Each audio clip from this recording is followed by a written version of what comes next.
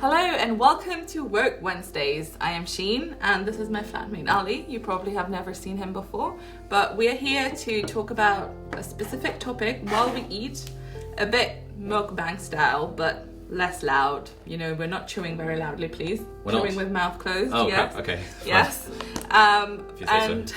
we are going to go through a specific topic and, you know, just to educate ourselves and just raise awareness in general. So what are we talking about today? We're talking about the hijab ban in France. Right. So how much do you know about it? I know that France is attempting to do a hijab ban where girls under the age of 18 or something are not going to be allowed to wear the hijab in public. Yes. Well, it's not actually a law yet. I don't know how much you know. So let's start from the beginning, Yeah, right? talk to me. Like, Okay. what's the deal with the hijab ban? Yeah, so it's actually an amendment to an existing law that has been passed by the upper parliament, I think, yeah. So you are correct in this. Sorry, that was a lot What of did noise. we say about the noise?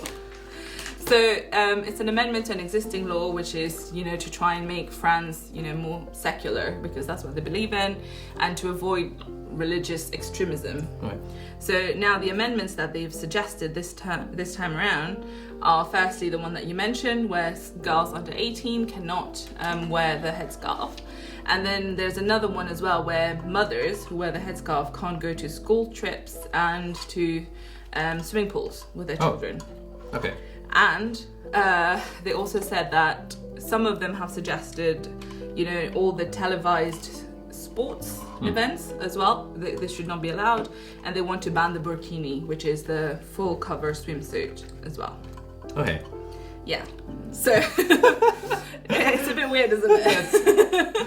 Right. It feels like a clash between like cultures and secularism, but it's just actually veiled racism. Did you get the pun? Veiled. Oh, very good. Very good. I'm glad we're making jokes about veiled racism. Yeah. Well, we what can you do other than laugh about it at this point, right? But that's really weird, right? Yeah. They're literally saying if you go to a beach, you have to wear less clothing. Yes. How is that legit? Literally, how is that legit? Like, okay. The good news is that it's not a law yet, right? Okay, but like they must have what's their reason for this? Like how would they justify it? Yeah. So this is because of the next presidential election that's coming up next year. Okay.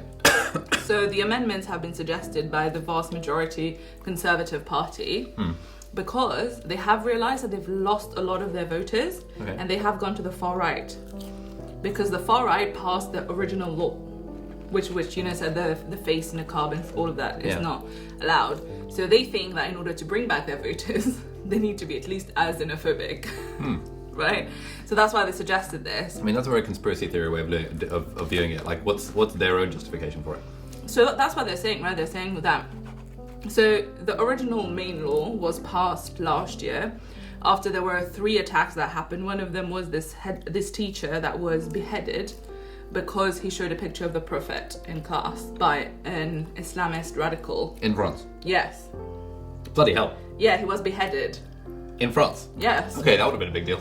Exactly. I feel like I saw this on the news at the time. Exactly. Okay.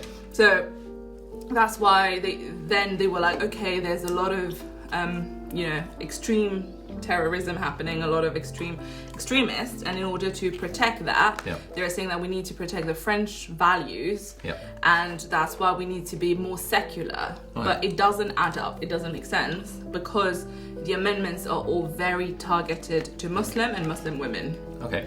And that's why, for example, why we can say that this rule is Islamophobic entirely. Can you think of another group of people who, you know, wear clothing that has to do with their religion? So Sikhs wear turbans? Yep. Every image you see of the Virgin Mary shows her wearing some kind of head covering. Yeah, so... Nuns wear hijabs. I mean, they don't wear hijabs. They wear something called abi, which is written like habit. Oh. So that's why it's called the whole head, neck, and dress thing. Yeah, so... And that's still allowed for nuns? Yes, so Catholic nuns are still allowed. They're not involved in this amendment. Nuns' abbey is considered devotion. It's not a symbol of submission. And they think the headscarf is a symbol of submission and oppression. Submission to whom? to religion. I see. And devotion to religion is different to submission. Oh yeah. And how would you assess that? Well. It makes no sense, right? So that's one example. And even the nuns have come forward being like, well, we wear the same thing. Okay. So are we next? Yeah. So that's why it's Islamophobic, clearly. They're just trying to do that, and based on the fact that all of the amendments really is targeted to Muslim women. Okay. And they are coming in with this whole white savior trope, right? Where we are going to save these little girls because they should not be wearing a hijab if they don't have to. Okay. Right? And that's the problem. It's like, why are people still deciding for girls whether they should be wearing clothes or not wearing clothes, right? Okay, fine. Can they not make the case that, well, in general, if a girl is under the age, if a girl is a child, i.e. under 18, then she probably is not, does not have enough capacity to fully weigh up the pros and cons of the decision, and chances are she is being told to wear the hijab by a parent. Similar to how chances are when you're a kid, you're not praying 5 times a day off your own back. You're doing it because your parents are telling you to. This is bad because it leads to radicalization and it leads to beheading of teachers. Sure. This is a very good question. Well done, Ali. It almost feels like this is prepared, because at the same time as they passed the amendments for these laws, they also changed the age of sexual consent to 15. Really? Yes. So now in France, so a girl who is 15 can decide, about their sexual encounters and all of that. Yeah. They can make that decision, yes, but they cannot make the decision to wear a piece of cloth on their head until 18. Okay, that's a bit weird. Okay? And this happened the same year, the same time. So do you see how it's literally like, it's nothing to do with trying to save the girls from this? Okay, surely someone has pointed this out to the French people. Yes. And what's been their response? Yeah, so at the moment there's a big movement called hashtag don't touch my hijab, or like hands off my hijab. Yeah. And a lot of people are coming forward sharing their stories, which I will come to in a minute. But the good news is that it doesn't look like it will get passed as a law. Right. Because so far, right, it's been voted as an amendment, and it has to go through the lower parliament, where they've already said that they don't agree with this. Yeah. So unlikely that they will pass it. But even if they do, if it makes it to the constitutional policy something, they will not allow it, because this is against human rights. So it will not get to a law, which is a good news, right? But it doesn't change the fact that this mentality exists, and that Muslim people in France are feeling... Do you know how many Muslim people there are in France? No. 5.4 million. Really? Yes. It's the European country with the largest Muslim population. Yeah, bloody hell. Yeah. Imagine if Boris were to be like, you know what? Exactly. Reduce the age of sexual consent to 15. And also, let's, You can't wear what you want until 18. Yeah. So that's a bit weird. I mean, you can wear what you want if it's like wearing less, but you can't wear what you want if it's wearing more. Yeah, exactly. I mean, that's all a bit weird, right? It's all a bit weird. And then there's like this really famous supermodel who is Somalian but who lives in Norway, who came out talking about her stories of being bullied as a young child wearing hijab in school. And she talked about how the boys would snatch her hijab off her head and not give it back, so she would always pack a second hijab on her back just to wear it. She said that it never bothered her, because she was just like, I'm just gonna be prepared for it. But then the teachers would punish her for it. So for example, in class one time they were bullying her and trying to pull her hijab off. So the teacher took her hijab and confiscated it because it was disrupting the class. And so all the time, it's not the bullies who are being called into question. Yeah. And then the one time, because bullying was getting so bad for her, the teachers called her into a room, and there were like 5 or 6 teachers or something. And they were all telling her, there's only one way to stop your bullying, just stop wearing the hijab. And then they were chatting among themselves, and she said that all the years of bullying did not scar her as much as this moment where people were deciding for her body and her covering what she should wear and how she should practice her religion.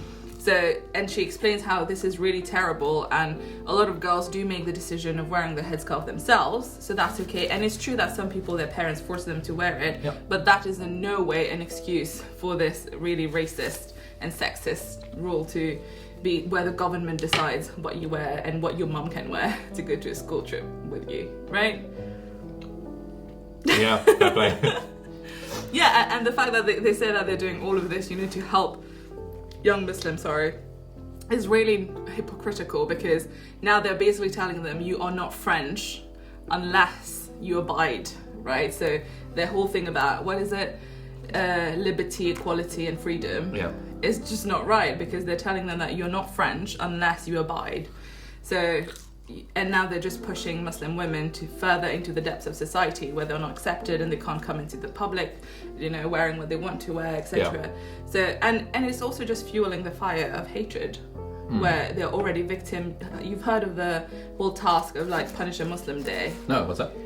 So there was this paper that was coming into people's letterboxes, and it was a list of tasks, and each of them had points, and it was Punish a Muslim Day. There was a specific day, and if you did either of the tasks, you would get this many points, and then the people who would get the maximum points would be the hero or something of France. Right. Yeah, and that some of them were rip off a woman's hijab, throw a pig head at someone. Nuke Mecca. Oh, I see. Yeah, but this is not nice. Imagine living somewhere and receiving that in your letterbox if you're Muslim, and knowing that people are actively trying to harm you and your children. Yeah. So now imagine when the government is saying, yes, this is wrong, they should not be wearing the headscarf. This is just going to fuel these stupid people who will be like, oh, well, I am allowed to pull someone's hijab off their head because this is not legal. Oh, okay. Yeah, so these are the dangers, basically. Damn. Yeah. So that's unfortunately how things are at the moment. Yeah. But the good thing is it will not be a law. What we can do is have these conversations to raise awareness of how bad things are, because you could just think, oh, the government is just doing something. Yeah. They must know what they're doing. Yeah. But they don't. And it's still racist. So yeah, and I think there are petitions that you can sign and stuff, and I think now other countries are also trying to follow suit. As in? Like Belgium. With the same legislation? Yeah, but having to do with either the niqab or the burqa and things like that. And so is the niqab banned in France at the moment? yes. Okay, this was a few years ago. Last year. Oh. Okay. And now they've banned halal meat as well. Oh. Yeah. Right. On human sort of animal rights grounds, or? But it doesn't make sense, right? The animal rights thing. Well, is that their justification for it? To be honest, I haven't looked into that. This can be our next Work Wednesday. Yeah. Why is halal meat banned in France? Yes. But yeah, this was cool. Do you feel like you learned something? And you've already eaten. I haven't eaten anything yet. Yeah, you've been doing all the talking. Well, anyway, thank you for joining us. Tune in next Work Wednesday. We'll see what the next topic will be. If you want to send us any topic suggestion, please do. But yeah, thank you, Ali. Thank you. Do not pick your teeth on camera. Why not? Oh my god, alright, bye. Mate, that's not very woke. I can do what I want. I have freedom, equality and liberty, or whatever the hell.